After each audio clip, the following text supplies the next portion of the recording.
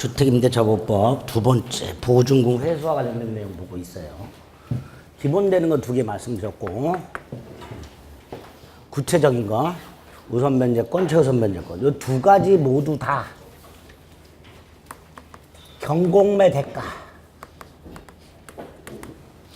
주택이 경매되거나 또는 공매가 되었을 때 경매는 주체가 법원이고요. 공매는 한국자산관리공사죠. 공매는 어떨 때 해요? 세금 체납 같은 거. 주택이 경공매 되었을 때 그 경공매 대가로부터 요건 후순위 권리자보다 자신의 보증금을 우선해서 변제받는 권리를 말하는 거고요. 요거는 그냥 누구보다도 먼저 받는 걸 말합니다. 최우선이라 하죠. 누구보다도. 두 가지 우선 변제권이 있습니다. 요 최우선 변제권은 소액 임차인의 우선 변제권이라고도 합니다. 소액 임차인의 우선 변제권이라고도 해요. 요거는 3조에 있고 요건 8조에 있습니다. 주임법. 몇 조에 있는 것까지는 몰라도 됩니다. 어쨌든 주택 임차인 또는 상가 건물 임차인은 경공매 대가로부터 보증금의 우선 변제권과 최우선 변제권 두 가지 우선 변제권이 있다. 먼저 이 우선 변제권은 후순위 권리자보다 먼저 받는 거예요. 그렇죠? 따라서 권리의 선후를 판단할 수 있어야 되고요. 권리의 선후를 판단하기 위해서 우선 변제를 받기 위한 요건이 하나 필요합니다. 대항 요건과 이걸 일단 기본으로 갖고 있어야 돼요. 대항 요건이 뭐였죠? 인도 및 주민등록 플러스 계약증서상의 확정일자. 이게 필요합니다. 계약증서상의 확정일자를 받아둬야 이 확정일자를 기준으로 하여 권리의 선후를 판단하게 됩니다. 따라서 대항 요건만 갖추고 확정일자를 받아두지 않았다면 새로운 소유자에게 임차권은 주장할 수 있으나 보증금을 우선해서 변제받을 수는 없어요. 그래서 보증금 우선 변제 요건 자체가 대항 요건 플러스 확정일자입니다. 이렇게 대항 요건과 확정일자를 받아두면 후순위 권리자보다 우선해서 자신의 보증금을 선순위 권리자보다는 먼저 못 받아요. 후순위 권리자보다 먼저 받을 수 있게 됩니다. 여기 우선 변제 요건이고요. 반면에 요거는 누구보다도 가장 먼저 받는다 그랬죠. 그러니까 첫째로 다른 권리와 선후를 판단할 필요가 있다 없다? 없다. 없으니까 확정일자는 필요가 없어요. 확정일자 없어도 최우선 변제권이 인정이 됩니다.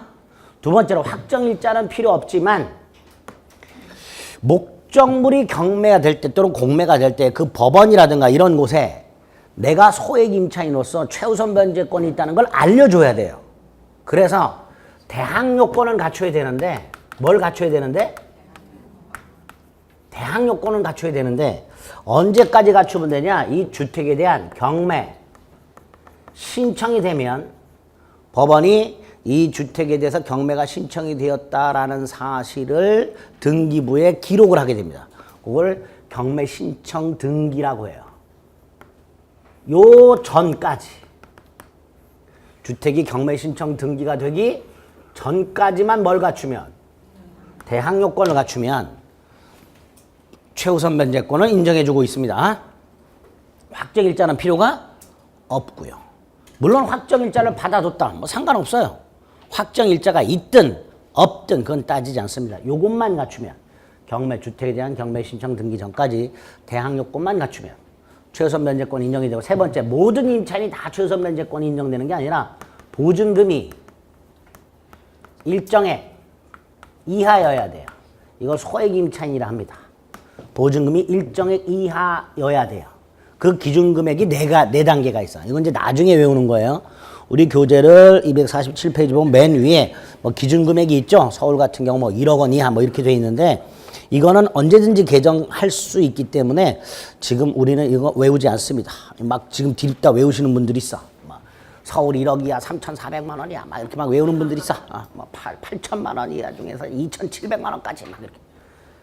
그러다가 중간에 확 개정이 되면 지금까지 외운 건 아무 소용이 없어. 그러니까 시험 직전에 외우시는 거고 기준만 일단 보증금이 일정액 이하여야 돼요. 현재 서울 같은 경우 1억 이하 보증금이어야 돼요. 너무 많대. 1억 100만 원 안 돼. 딱 1억 이하. 그 중에서 다 받는 것도 아니고요. 일정액까지만. 보증금 일정액 이하. 그 중에서 일정액만. 두 가지 기준인 거예요. 일정액 이하 임차인만. 그 다음에 그 보증금 중 일정액까지만 최우선에서 변제를 받게 됩니다. 이 두 가지 기준이 존재합니다.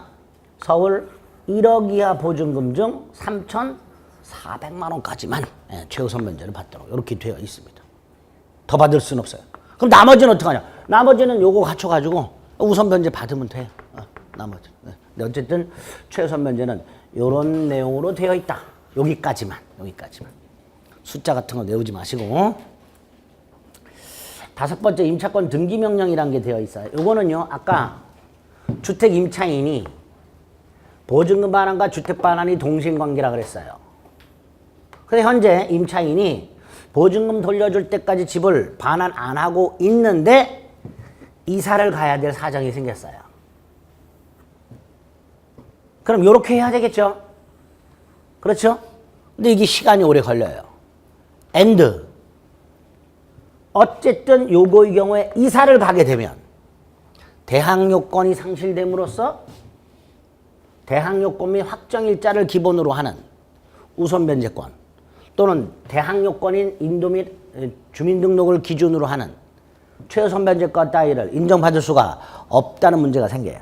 주택임대체기간이 끝났음에도 불구하고 보증금을 반환받지 못한 임차인이 다른 곳으로 전출을 해야 되는데 전출하는 순간 대항 요건이 상실됨으로써 대항력 없어지고 우선 변제권도 받을 수가 없다라는 문제가 생겨요. 그래서 임차인이 대항 요건 및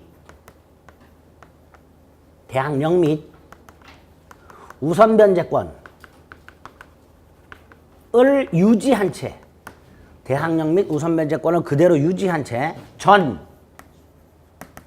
전출할 수 있도록 하기 위하여 임차권 등기명령 제도라는 게 있습니다. 임차권 등기명령. 첫째, 임대차가 끝났음에도 불구하고 보증금을 반환받지 못한 임차인이 임대차 중에는 안 되는 거예요.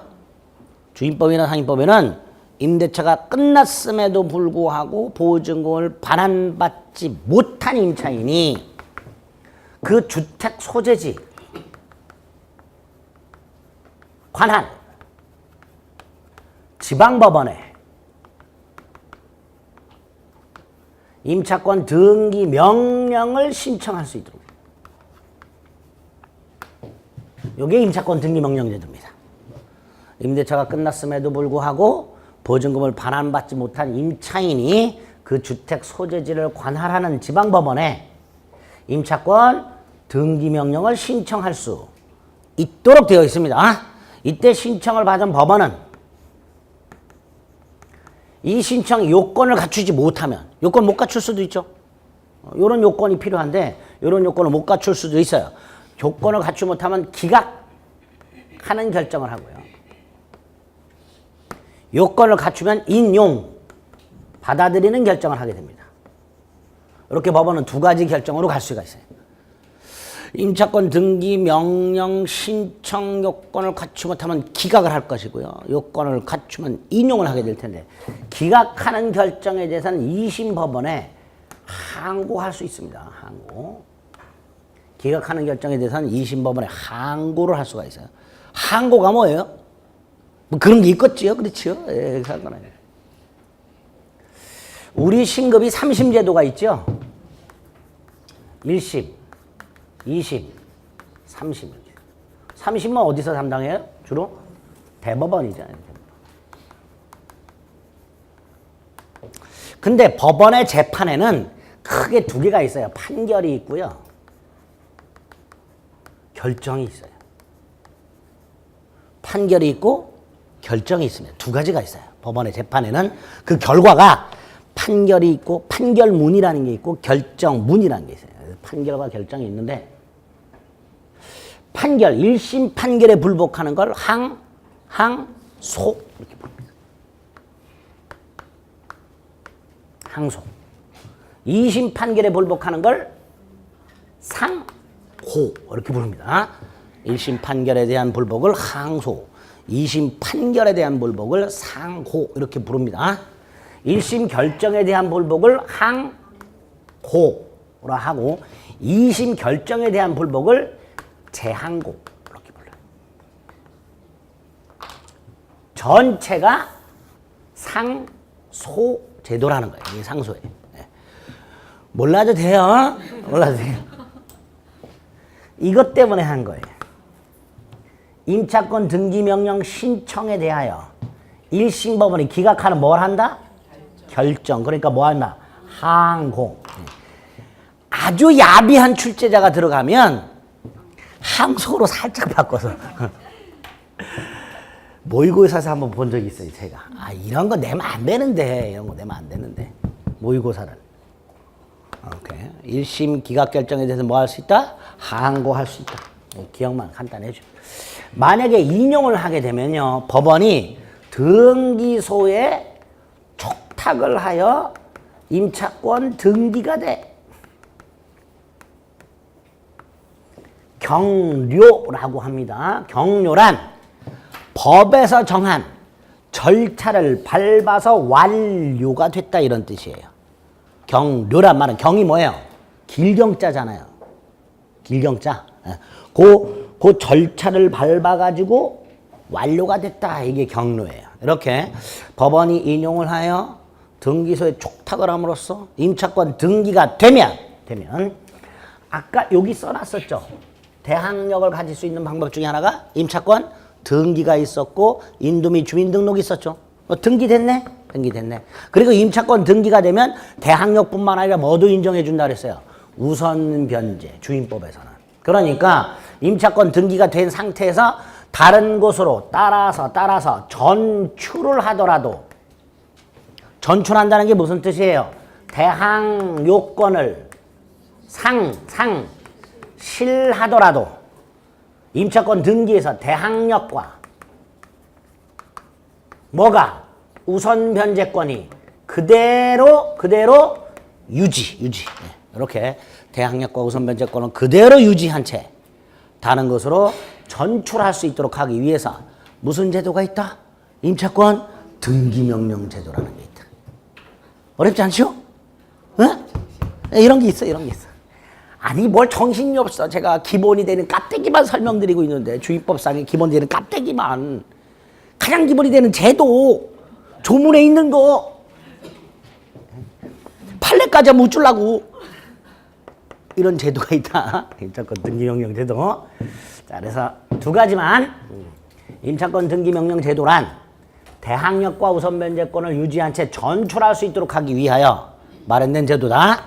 요건, 임대차가 끝났음에도 불구하고 보증금을 반환받지 못한 임차인이 그 주택 소재지 관할, 임대인 주소지 관할이라고 가끔 나오는 경우가 있어요. 임대인 주소지가 아니라 그 주택 소지지 관할 지방법원에 신청을 하게 되고 법원은 기각결정이나 인용결정 두 갈래로 가게 됩니다. 그게 되면 인용결정에 의하게 되면 설령 전출을 하더라도 즉 대항력권을 상실하더라도 대항력과 우선변제권을 그대로 유지하게 됩니다. 이 돈 들어가겠죠. 임차권 등기명령 신청할 때 적어도 인지세라고 수입 인지값하고 송달료 같은 거 내요. 이 비용 누가 부담해야 될까요? 비용 누가 부담해? 임대인이. 나중에 임대인에게 비용을 청구할 수 있어요. 비용은 임대인에게 청구할 수 있다. 비용은 임대인이 부담하게 됩니다. 요 정도. 조금 더 있는데 그건 판례니까 나중에. 조문에 있는 기본적인 거 이렇게. 이런 식으로 보증금을 회수할 수 있도록 하고 있습니다. 이게 주임법의 두 번째 보호장치. 대항력 부여, 보증금 회수. 간단하죠? 네. 세 번째. 존속기간 및 갱신. 주택임대차보호법이나 상가건물임대차보호법은 공히 주택임차인 또는 상가건물임차인에게 대항력을 부여하고 보증금을 회수할 수 있는 장치를 부여하고 존속기간을 보장함으로써 그 임차인을 보호한다 그랬어요. 세 가지가 가장 핵심적인 보호장치라고 그랬고 그중에 대항력과 보증금 회수 말씀드렸어요. 이제 하나 남은 거예요. 나머지는 다 찌질이라 그랬어요. 존속기간 및 갱신이 있습니다. 자, 먼저 존속기간. 민법상 임대차에는 최단기도, 최장기도 없죠. 근데 여기 최단기가 있어. 기간을 약정하지 않았거나 주택임대차 기간을 처음부터 정하지 않았거나 2년 미만으로 정했을 때 몇 년으로 본다? 2년으로 본다. 이렇게 되세요. 기간을 약정하지 않았거나 2년 미만으로 정했을 때는 2년으로 본다. 이렇게 되세요. 요거 착각하시면 안 돼요. 민법상 임대차는 기간을 약정하지 않으면 어땠어요? 민법상 임대차? 기간의 정함이 없는 임대차로서 언제든지 해지 통고. 그러나 주택임대차는 기간을 정하지 않으면 몇 년? 2년. 그 다음에 건물전세권은 어땠어요? 기간을 정하지 않으면? 건물전세권. 건물전세권도 기간을 정하지 않으면 정함이 없는 전세권이었어요. 건물전세권은 1년 미만으로 정한 때만 1년으로 본다. 이렇게 돼요. 건물전세권은. 다르죠? 그러니까 만약에 주거용 건물을 전세권 계약을 했어. 근데 기간을 정하지 않았어. 몇 년? 기간 정함이 없는 거라니까. 에? 임대차하고 전세권 헷갈리지 말라고 제가 처음부터 아예 쐐기를 박았어. 주거용 건물의 전세권 계약을 하면서 기간을 정하지 않았어. 그럼 몇 년? 기간의 정함이 없는 전세권이에요. 그냥 언제든지 전세권 소멸을 통고할 수 있어요. 네? 착각하시면 안 돼요. 자, 이제 저설 헷갈려지죠? 설설 헷갈려져요. 이제 제가 그래서 상임법까지 가면 완전히 머리가 뒤죽박죽 된다 그랬어요. 그때마다 자꾸 생각을 해야 돼요. 자꾸 생각을 해야 돼요. 착각하시면 안 돼. 자꾸 전세권하고 이거하고 섞지 말라고. 괜히 말을 했나? 기억도 안 하고 있었는데 헷갈리지도 않았었는데 응? 모르고 있어서 헷갈리지도 않았고 있었는데 괜히 말해서 헷갈리게 됐어요? 네. 앞으로 계속 해야 돼요. 주택임대차 기간을 약정하지 않거나 2년 미만으로 정했을 때 몇 년으로 본다? 2년. 구별. 민법상 임대차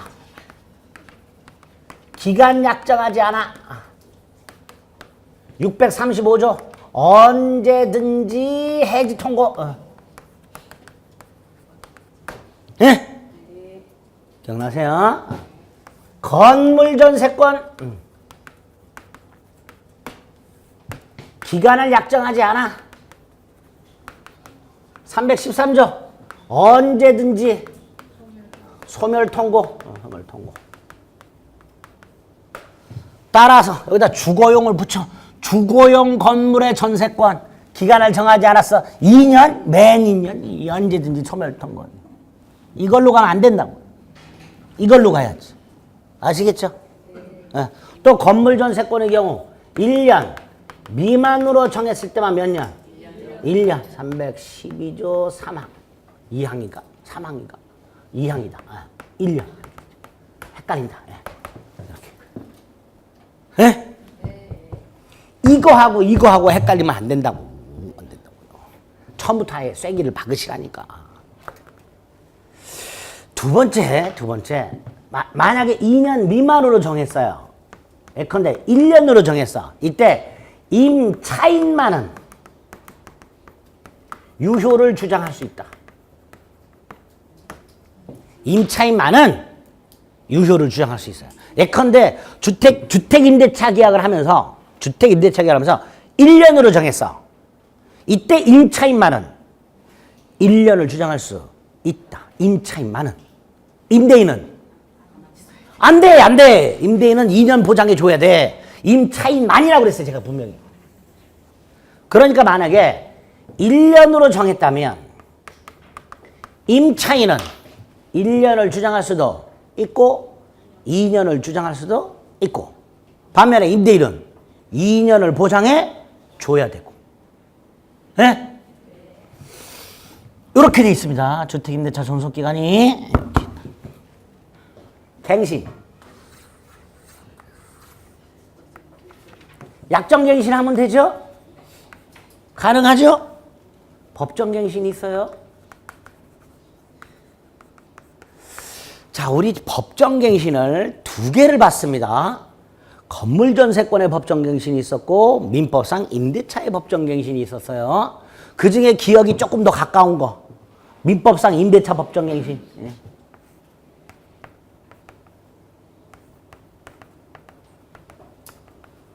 (639조) 뭐라고 되어 있었죠 이거? 요건이 뭐였죠? 요거? 민법상 임대차 요건이? 기간이 만료되고 임차인이 계속해서 사용수익을 하고 임대인이 상당한 기간 내에 이의하지 않았을 때 전임대차와 동일 조건으로 갱신한 것으로 보되 635조에 하여 언제든지 해지 통고할 수 있으니까 기간은 정함이 없는 걸로 이렇게 됐어요. 이게 민법상 임대차 법정갱신이었어요. 그렇죠? 예? 예.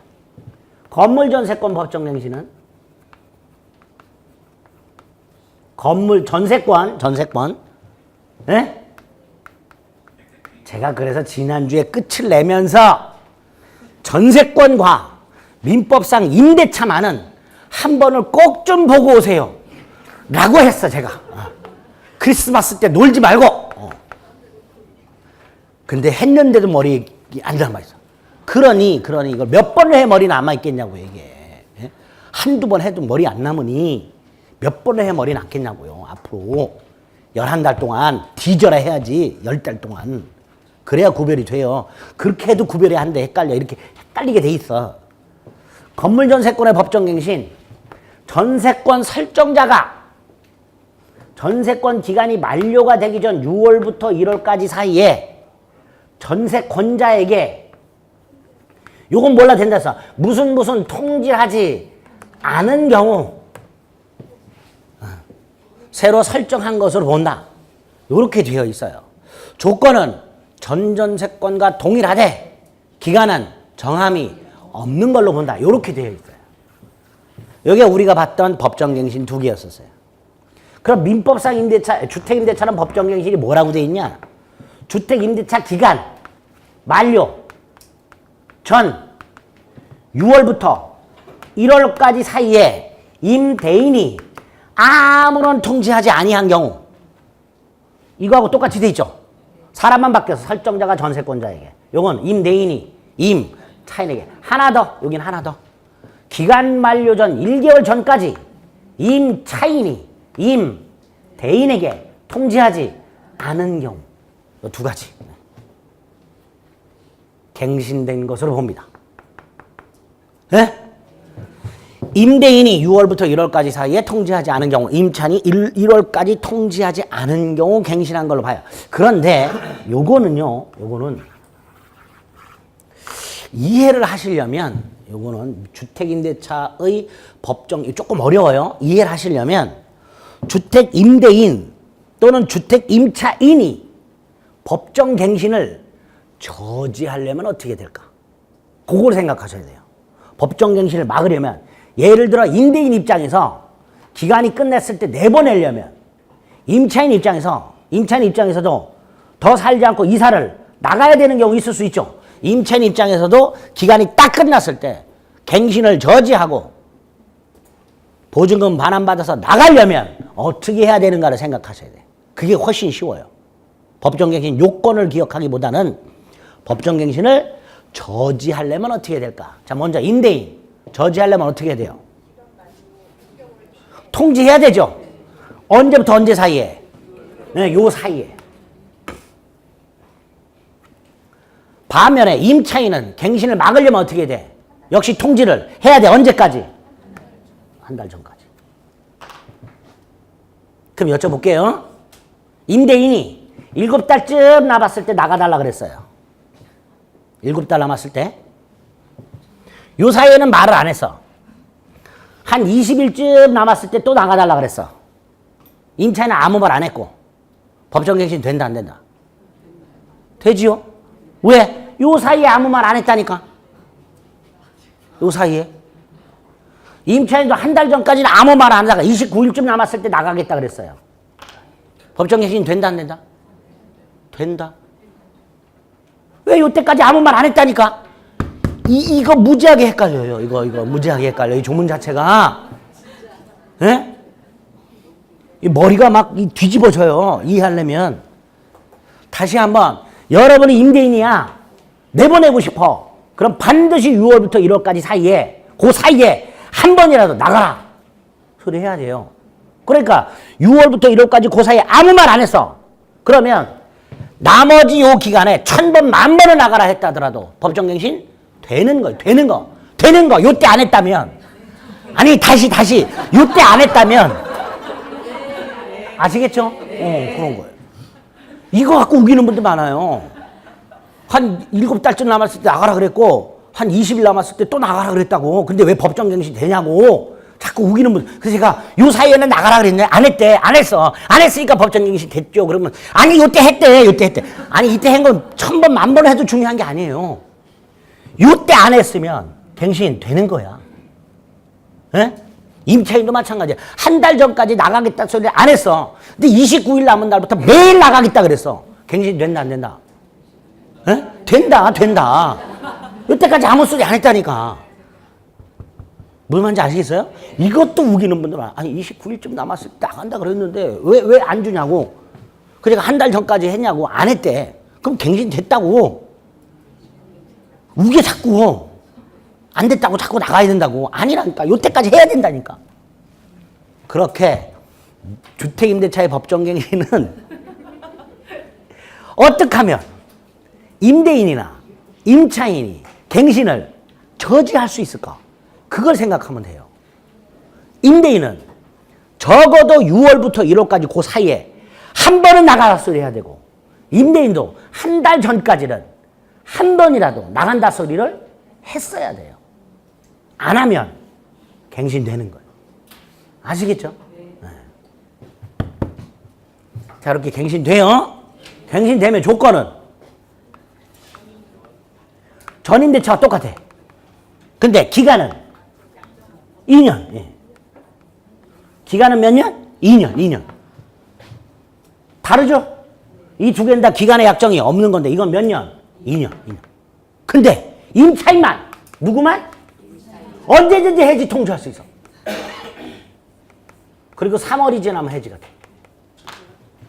이게 주택임대차의 법정갱신이 효과예요. 주택임대차가 묵시적으로 갱신이 되면 다른 건 다 전임대차하고 똑같아. 근데 기간은 2년. 근데 임차인만, 임대인은 안 돼. 임차인만 언제든지 나가겠다고 할 수 있어. 그리고 3달이 지나면 해지가 됩니다. 이렇게 되어 있어요. 네? 몰라. 머리에 넣든 말든 그럼 여러분들이 알아서 해.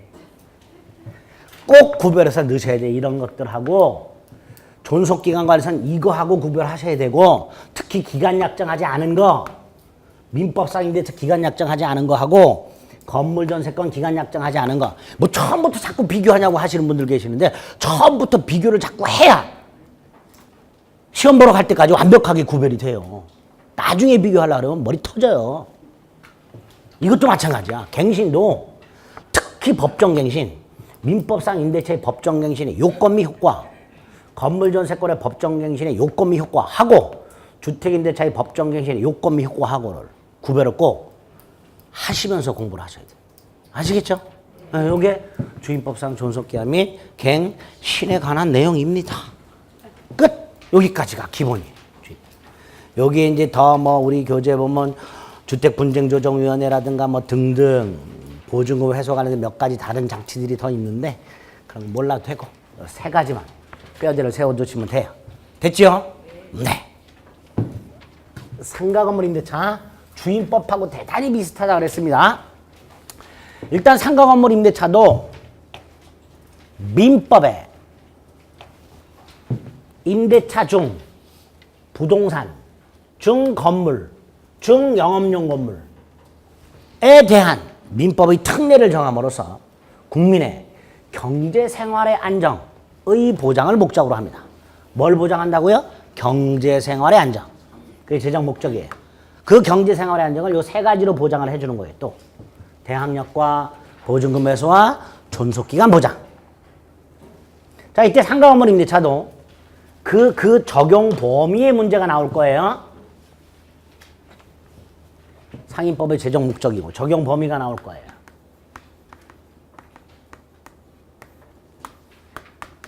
물적 적용 범위가 있고 인적 적용 범위가 있을 텐데 인적 적용 범위는 주임법하고 조금 달라.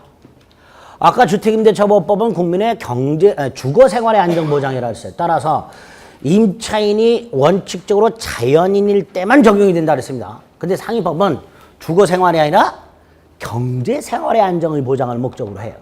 따라서 임차인이 법인인 경우에도 원칙적으로 적용됩니다. 간단해요.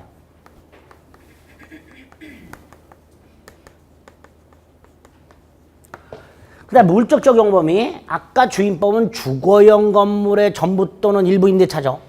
그렇죠? 상가건물 임대차는 사업자 등록을 신청할 수 있는 사업자 등록 신청이 가능한 상가건물의 전부 또는 일부 임대차인데 이 상가건물이란 영업활동이 이루어지는 건물, 영업용 건물.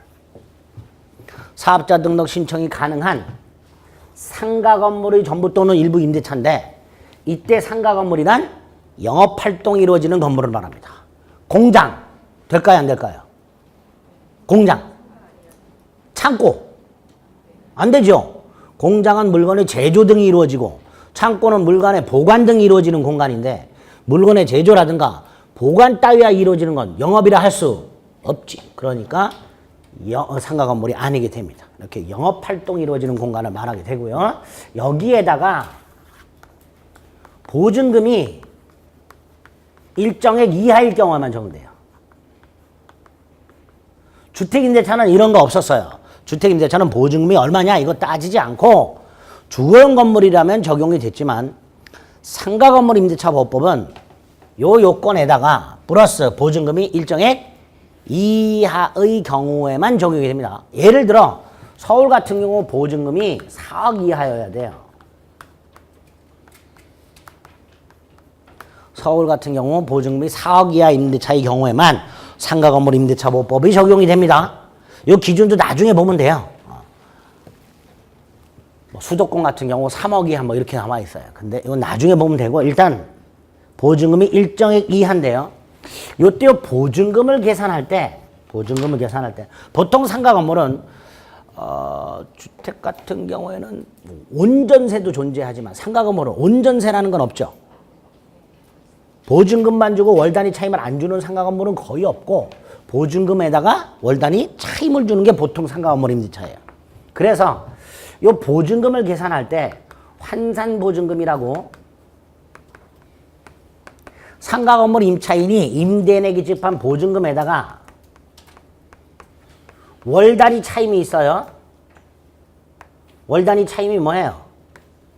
월세. 앞으로 월세라 하지 마시고요. 월 단위 차임이라고 하세요. 시간 단위로 주면 시세라고 그럴 거예요? 뭐라 할 거예요? 그렇죠? 그래서 월 단위 차임 곱하기 100. 요거 가지고 상가건물 임대차 보호법이 적용되는지 여부를 판단하게 됩니다. 예를 들어서 서울의 경우 보증금이 1억, 월 단위 차임이 320만 원.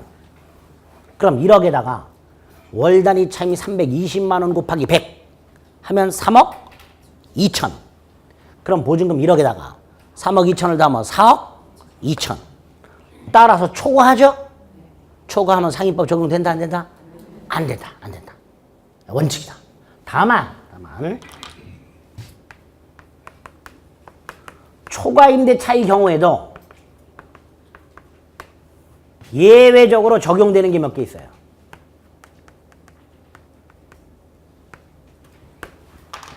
원칙적으로 이 보증금 환산보증금을 초과하는 환산보증금이 상임법에서 정해놓은 상인법 적용 기준인 보증금액을 초과할 때는 상가건물임대차법 적용 안 되는데 그걸 초과임대차라 하는데 이 초과임대차의 경우에도 대항력이라든가 계약갱신 요구권이라든가 권리금 회수 보장이라든가 이런 몇 가지는 예외적으로 적용을 해주고 있습니다. 예외적으로. 이제 개정돼서 이런 건 예외적으로 적용되면 나중에 보면 돼요. 원칙적으로 보증금이 일정액 이하의 경우에만 상가건물임대차법이 적용된다라는 것. 됐죠? 그 내용이 249페이지 일단 그 적용범위에 쪼로로 나와 있습니다. 됐죠? 여기 적용 범위. 두 번째, 적용이 되면 대항력 인정돼요. 대항력의 개념은 주임법하고 똑같아요. 상가건물 양수인에게 임차권을 주장할 수 있다. 즉 상가건물 양수인은 임대인 지위를 승계한 것으로 본다. 대항력의 뜻이에요. 그다음에 요건은 인도 플러스 사업자 등록 신청이에요. 인도 플러스 뭐라고요? 사업자 등록 신청. 등록증 교부가 아니라 사업자 등록 신청. 이것도 아까 전입신고 주민등록하고 비슷하게 사업자 등록을 세무서 가서 금요일 날 5시 59분에 신청을 했어. 등록증은 26일 날 나왔어. 등록증이 나와야 대항력이 인정되는 게 아니라 사업자 등록을 신청을 하면 다음날 0시부터 대항력이 생기게 됩니다. 요건만 기억하시면 돼요. 뭐 인도 내용 똑같은 거고요. 이 두 번째예요. 세 번째가 보증금 회수가 나와요. 똑같아요. 동생과 보증금 반환과 상가건물 반환은 동생관계고 안 돌려주면 보증금 반환 청구 소송을 제기하고 강제 경매할 수 있고 우선 변제권 인정되고 최우선 변제권 인정되고 임차권 등기명령 제도도 인정됩니다. 내용은 똑같고 기준 금액이라든가 이런 것만 조금 숫자만 좀 달라져요. 이것도 신경 안 써도 되고요. 요게 문제죠. 존속기간 세 번째. 간단해요. 주입법과 비교만 하면 돼요. 최단 기간이 있어요. 기간을 약정하지 않거나 1년 미만으로 정했을 때 몇 년? 1년. 기간을 약정하지 않거나 1년 미만으로 정했을 때만 1년으로 봅니다. 그 다음에 만약에 1년 미만으로 정했을 때는 임차인만은 1년 미만의 기간에 유효를 주장할 수 있도록 되어 있습니다. 어렵지 않죠? 2년으로 되어 있는 걸 몇 년으로만 바꾸면 돼요? 1년으로만 바꾸면 돼요. 갱신, 약정갱신 가능해요? 예? 법정갱신 있어요? 법정갱신 요건이 이렇게 돼 있어요. 6월부터 1월까지 사이에 임대인이 통지하지 않은 경우 요거는 없어요. 임차인은 없어요. 제가 아까 주택임대차를 법정갱신을 이해하시려면 법정갱신을 막으려면 어떻게 할까? 이거 생각해달라 그랬죠. 임대인은 6월부터 1월까지 사이에 통지하면 되고 임차인도 한 달 전까지는 나가겠다고 통지하면 막을 수 있어요. 상인법으로 와봅니다. 자, 임대인 법정갱신을 막으려면 어떻게 해야 돼요? 통지하면 되죠. 요 사이에 비워달라. 그럼 되죠. 자, 임차인이 기간 되면 장사가 너무 안 돼. 기간 돼서 나가고 싶어. 어떻게 해야 돼요? 법정갱신 막아야 되죠. 어떻게 해야 돼? 없어요. 없다고. 상인법에는 없다고. 상가건물 임대차법은 법을 만든 취지 자체가 장사가 너무 잘 돼. 상가건물을 임차한 사람이 장사가 너무 잘 돼. 그러니까 임대인이 배가 아파. 내쫓고 자기가 장사하고 싶어. 이런 거 막으려고 만들어진 거예요, 기본적으로. 그러니까 상가건물 임차인이 장사가 안 돼. 그래서 나가고 싶어. 기간 되기 전에 또는 기간 됐을 때. 이건 전혀 생각을 안 하고 있어요, 상가건물 임대차법은. 주택임차인은 뭐 장사 잘 되느냐 상관없이 이사 나가야 되는 경우 생길 수 있죠. 상가건물은 법을 만든 이유 자체가 장사가 잘 되는 걸 전제로 상가건물 임차인이 그 상가건물에서 계속해서 영업활동을 할 수 있도록 보장하기 위해서 만들어진 법이에요. 그러니까 상가건물 임차인이 장사가 안 돼. 기간이 끝내서 나가고 싶어. 방법이 없어요. 네? 임대인이 아무 소리 안 하면 법정갱신이 돼요. 네? 네. 없다. 상가건물 임차인이 상가건물 임대차의 법정갱신을 무기적 갱신을 저지할 수 있는 방법이 상위법에는 없다. 예? 다시 한번 말씀드리지만 제가 상위법은 장사가 잘 되는 걸 전제로 만들어진 법이에요. 예?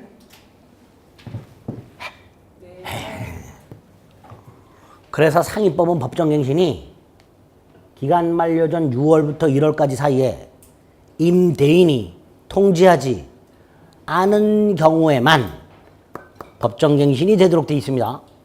그 다음은 똑같아요. 법정갱신 되면 조건은 전임대차와 동일, 기간은 1년, 임차인만은 언제든지 해지 통지.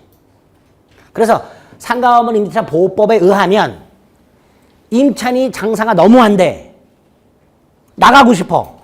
근데 임대인은 장사가 안 되는데 임차인이 따박따박 차임을 주니까 새로운 임차인 구하기도 어렵고 임대인은 법정갱신을 하게 하고 싶어. 그럼 임대인은 통지 안 하겠죠. 임차인은 막을 방법 없죠. 그럼 갱신돼요. 그리고 나서 나가겠다. 3달 더 있다는 거예요. 3달. 상인법에 의하면. 예? 아니 됐어. 뭐 그런 것까지 생각 안 해도 되고요. 상가건물 임대차의 법정갱신은 이렇게 돼 있다. 임대인만 통지하지 않은 경우 갱신한 것으로 본다라는 조문이 있다. 조건은 전임대차와 동일하고 기간은 1년이고 임차인만은 언제든지 해지 통고할 수 있고 3월이 지나면 해지가 된다. 이렇게 돼 있습니다. 주임법은 해지 통지라고 돼 있고요. 상임법은 해지 통고라고 돼 있어요. 또 그런 것도 안 맞춰놨어요. 거지같이. 어쨌거나 하여튼 상임법은 해지 통고 이렇게 3월이 지나면 해지가 됩니다. 근데 상임법은 이거보다도 더 중요한 게 있어요. 상임법에만 있는 게 있어요. 갱신과 관련해서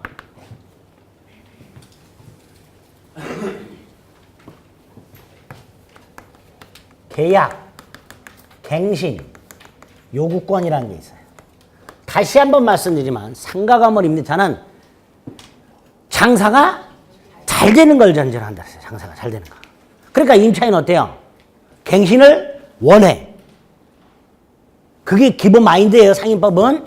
근데 임차인이 갱신을 원해서 갱신하려고 그랬을 때 임대인은 절. 이때 민법에는 지상월 매수 청구 뭐 이런 게 있었어요. 그런데 이거는 토지 임대차만 인정돼. 건물 임대차는 무슨 지상물 매수 청구 이런 게 없어. 즉 갱신을 간접적으로 강제하는 방법이 없어요. 그러니까 임차인이 갱신을 청구했을 때 임대인이 NO 하면 그건 끝이야. 그러니까 임차인은 더 하고 싶은데 임대인이 NO 하면 갱신할 수 있는 방법이 없어요. 그래서 이런 걸 만들어. 임차인이 기간이 만료가 되기 전 6월부터 1월까지 사이에 임차인이 임대인에게 갱신을 요구할 수 있도록 되어 있고 이때 임대인은 정당한 사유가 없다면 거절을 못하도록 해놨어요. 상가건물 임차인의 계약갱신 요구에 대하여 정당한 사유 없이는 임대인이 거절하지 못하도록. 그러니까 이게 완전히 강제적인 건 아니야. 완전히 강제적인 건 아니고 약간 반강제적인 거라고 생각하죠. 반강제.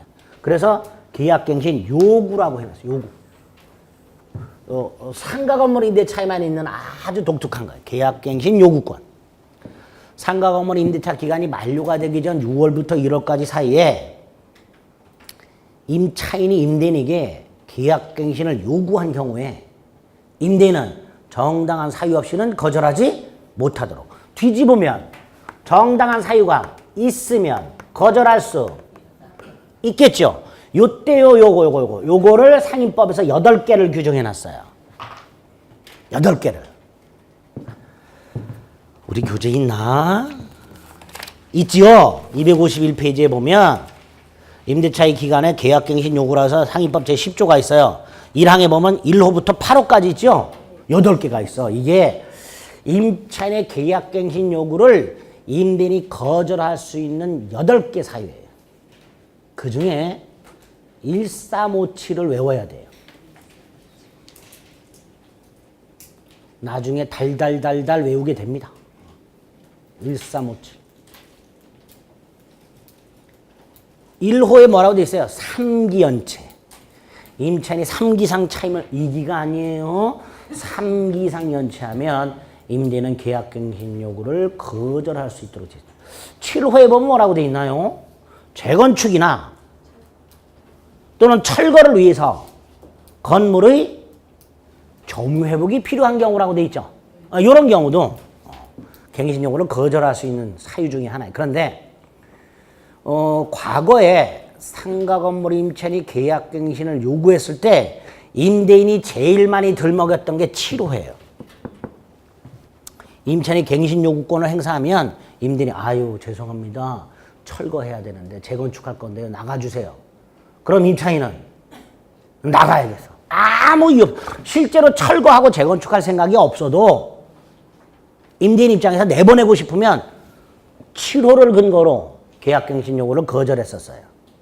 그래서 그 7호만은 조금 더 엄격하게 가나다 3개를 추가했어. 가나다.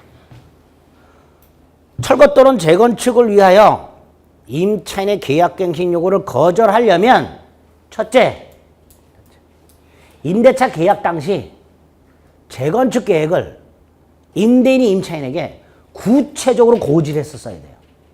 임대차 계약하면서 이 건물은 몇 년도부터 몇 년까지 몇 층짜리 건물로 재건축할 거니까 그때 나가시오 이런 식으로 그렇게 하거나 또는 안전사고 우려가 있어 너무 낡아서 뭐 한 D등급이나 2등급을 받았단 말이지. 또는 타법령에 의해서 우리 공법에 보면 무슨 도시재개발법 이런 거 있죠. 그 법령에서 재건축하는 경우 이런 경우 요 3가지 중에 어느 하나에 해당될 때만 7호를 근거로 계약갱신 요구를 거절하도록 되어 있습니다. 이제 이런 것들 나중에 외워야 돼. 지금은 안 외워도 돼요. 이런 게 있구나. 그래서 6월부터 1월까지 사이에 임차인이 계약갱신을 요구한 경우에 임대인은 정당한 사유 없이는 거절을 못하는데 반대로 정당한 사유가 있다면 거절할 수 있다. 이 정당한 사유를 외우자. 나중에. 이렇게 마음의 준비를 해두시면 돼요. 그 다음에 임차인이 갱신을 요구했어.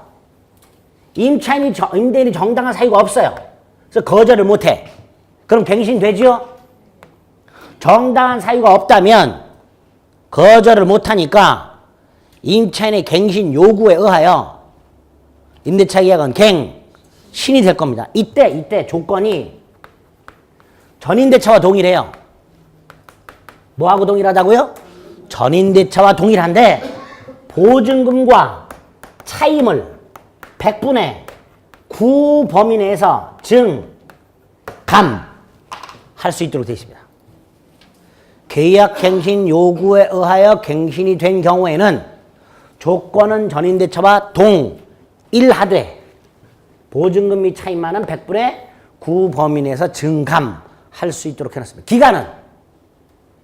기간은 네, 전임대차와 동일. 그래서 여기서 또 조심하실 게 상가건물 임대차에서 갱신 요구에 의한 갱신과 법정 갱신에서 구별을 해야 될 게 있어요. 그 효과. 둘 다 조건은 전임대차와 동일해요. 그런데 법정 갱신은 기간은 1년으로 봐요. 차임 및 보증금은 전임대차와 동일. 반면에 갱신 요구는 차임 및 보증금을 100분의 9 범위에서 증감해요. 기간은 전임대차와 동일. 달라요. 요게 달라. 요게. 계약갱신 요구에서 갱신이 되었을 때와 법정갱신 되었을 때 다른 점이 요구하고 달라. 이거는 기간도 전임대차와 동일. 이거는 차임이 보증금이 전임대차와 동일. 예? 아니야. 그냥 비교하지 말고 상위법에는 갱신 방법이 3개가 있다. 약정갱신 알아서 하면 돼. 법정갱신 요 사이 임대인이 통지하지 않아. 그럼 갱신 돼. 조건은 전임대차 똑같아. 기간만 1년이야. 임대인은 해지 통고할 수 있어. 이게 법정갱신이고, 갱신 요구 6월부터 1월까지 사이 갱신 요구할 수 있고, 임대인이 정당한 사유가 없다면 거절을 못하니까 갱신돼. 갱신됐을 때 전임대차와 똑같아. 다만 요것만 100분의 9구멍에서 증. 그리고 마지막으로 요놈. 최초 임대차 기간을 포함해서 5년을 넘지 않는 범위 내에서만. 계약갱신 요구권은 최초 임대차 기간을 포함해서 5년을 넘지 않는 범위 내에서만 행사할 수 있도록 되어 있습니다. 갱신 요구권만. 그럼 상위법은 몇 년이 보장되는 거예요? 아닙니다. 착각하지 마세요. 1년이 보장되는 거예요. 보장은 최단기간이에요. 아직까지도 상위법 이거. 중개사분들도 헷갈려요. 이거 5년 보장이 아니에요. 계약, 갱신, 요구권에 의하여 최대로 확보할 수 있는 기간이 몇 년이에요? 그게 5년이란 뜻이에요.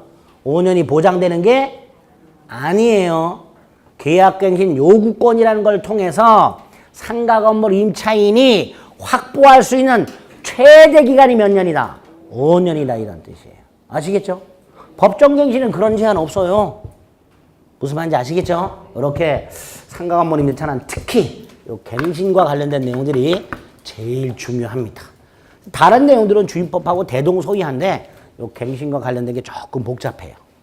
아시겠죠? 요 정도. 그래서 오늘 주임법과 상임법은 요 정도 뼈대만 좀. 권리금 이런 거 지금 보면 머리 깨져요. 권리금 개념이라든가 이런 거 보면 머리 깨지니까 요 정도만 머릿속 생각하시면 돼요. 아시겠죠? 나머지는 조금 쉬었다 보겠습니다.